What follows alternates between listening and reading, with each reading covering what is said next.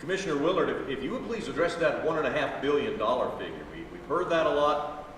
Is that really the need out there, and how is that figure determined? Well, first of all,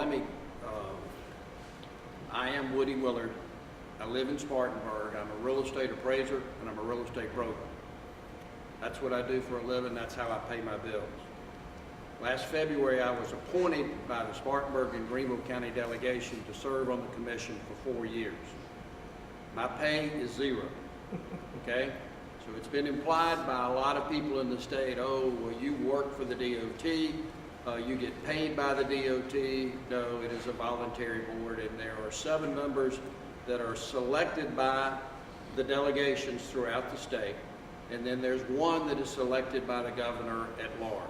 So there are 8 people that are on the commission. The commission's responsibilities are outlined under Act 114, which the legislature passed, as you heard, in 2007. It specifically says what our duties are.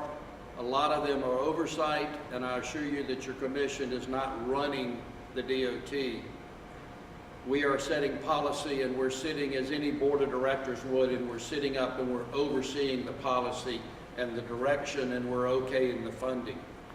We have a very, very capable staff of deputy directors and other people that are doing the most with the funds that are made available to them. Okay? So, that's the structure, and that's why I'm here representing this particular area. A couple of things that I want to say. First, I want to thank the top at the 10 at the top, for having this forum and for inviting me today. The other thing is that I'm a graduate of Wofford College, and I'd be remiss to not say that I'm mighty proud, and we in the upstate should be very proud of what Wofford College was able to accomplish. And Tom, it would have been fantastic if we had 2 teams in the at the big dance, because USC Upstate came down to the very wire of being there too. So this state got a lot of publicity.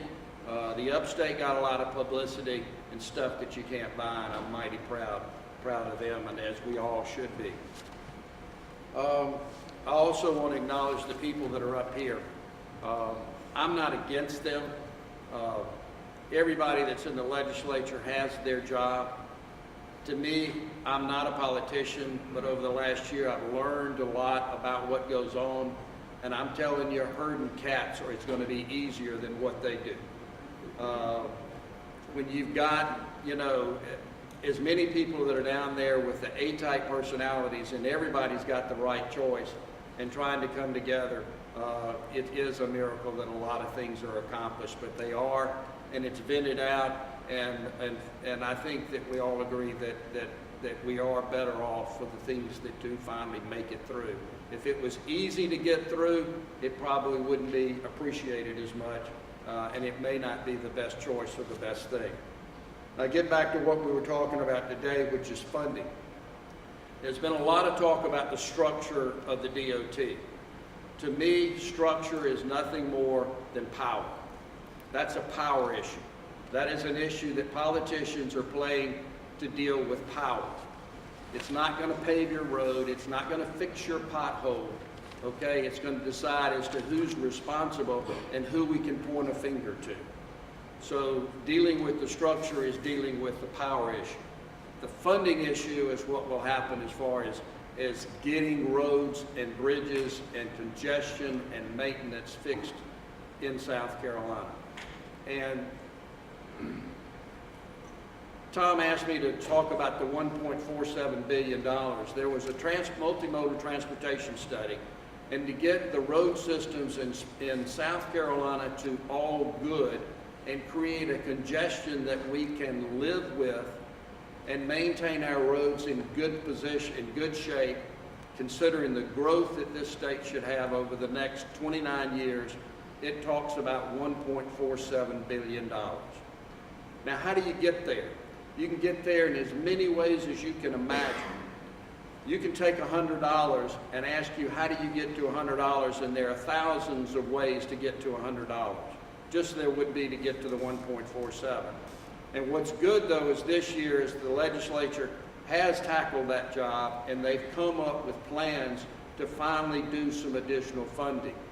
We may not like all those plans, but it is a plan. And up until this time, to my knowledge, there have not really been a lot of plans. So I applaud them for their efforts and what they're trying to do, at least to come up with a plan. The 1.47 billion, but it's also based on all of us deciding what we want. Do we want good interstate systems? Are we happy to have our state highway systems in average to good shape? Are we okay with our state roads being in fair to average shape? Are we satisfied with our secondary non-federal aid roads being in poor shape? The answer to the question is we don't need $1.47 billion. We'll need something less. That was a number that came up that says we all get to good. Okay? Now, so it's a definition of the level of funding that will define the condition of our roads. So, a quick sort of lesson in a way that I learned over this last year is there's basically two sources of funding that we get. One is we get federal reimbursements, and that represents about 57% of all the funds that we get. So why is that important? If the Federal Highway Trust Fund bill does not get reauthorized, thank you, Brian, I'm still learning my legislative terms, reauthorized, or does not grow or whatever, South Carolina will suffer. And because we get reimbursed on 57%. So that leaves about 43% is coming from various and sundry state funds, okay? And the primary way we get them from our state funds is the sales tax. And so right now, from the gasoline motor user fee, gasoline tax, whatever you want to call it or so, that raises at the current levels about $593 million a year, okay? But then there are portions of that that are taken out before it gets down to the roads. Such as things as the Department of Revenue gets some, the DHEC Superb Fund gets some, the Department of Agriculture gets some, DNR gets some, which is fine because they need money too. I'm not up here saying that they don't need money, but actually they take up about 10% of that number, okay? And so then that ends up in leaving about $545 million that actually goes to roads. And then what happens is that you need to be concerned about, and that is there's about $80.8 million that is transferred to the counties in the CTC fund. Okay, that's what allows you to go in and fix your federal aid eligible type roads as well as other county roads within your system. And so I encourage you that in any of the proposals that are being put forth, and the one that I admire about that the ad hoc committee did is it talked about raising that 2.66 cents of the increase in the gas tax. It raised that up into the 4.5%, 5%, and 6% range, which means more money is coming back to the counties so that the counties can be responsible and can take care of their own roads. And that's an important issue. Very important issue to me, and I think it is to the people at the top and to the counties. Another portion of that sales tax, that user fee, gasoline tax, what do you want to call it, comes out of it, is payment to the SIB. The SIB is actually getting about $26.8 million out of that, which they can take in bond. And that has been good. The SIB has been some misconception. The SIB is nothing more than the State Infrastructure Bank. And I want to emphasize bank, because it is a banker. Okay? They can take and do things that the DOT cannot do. They can bond projects, they have income streams, and they can leverage those with that bonding at levels that the DOT cannot do. Okay? So there's been some bills and there's been some movement about eliminating the SIB. I question as to what that would do about the over $1.5 to $2 billion worth of bonds that are already out there. What's that going to do to our credit rating if that was to gain some strength? there is some good about it. Whether the structure again needs to be changed, to me, that's a power issue. That's not a funding issue. Okay? And so we are spending in 2016, our budget is to spend about $1.6 billion on roads in South Carolina. $1.6 billion already on those roads. And about $1 billion will be spent on construction, and that's in widening and congestion of the interstate, the federal and interstate and federal road systems. And then we're going to spend about $344 million on maintenance. Okay, of which $128 million of those is what the legislature's already been kind enough to give to the DOT in the form of Act 98 and Act 176. And those were dollars that were transferred to come over to go to maintenance. But we've got to be careful. This is going to be my last point till we bring some other things up.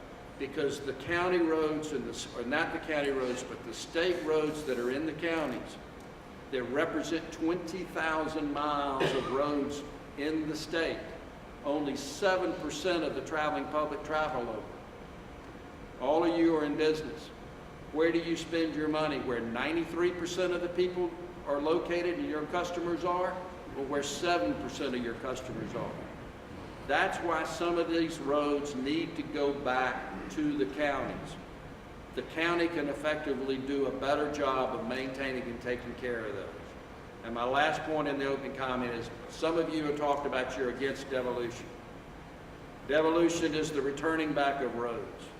Devolution is taking place right now. Whether it's legislated or not, it's taking place right now because of the level of funding that is available to the DOT. Again, we cannot spend more money on the 7% and neglect where the 93%, where the commerce is traveling, where the majority of people are moving. We can't do that, and so we have to make choices. And to me, if that 20,000 miles, I think they've identified about 18,000 of those miles, came back with appropriate CTC funding, I would just encourage you to don't do a knee-jerk reaction, but really look at that proposal and try to take that as an opportunity and not as an obstacle. Thank you.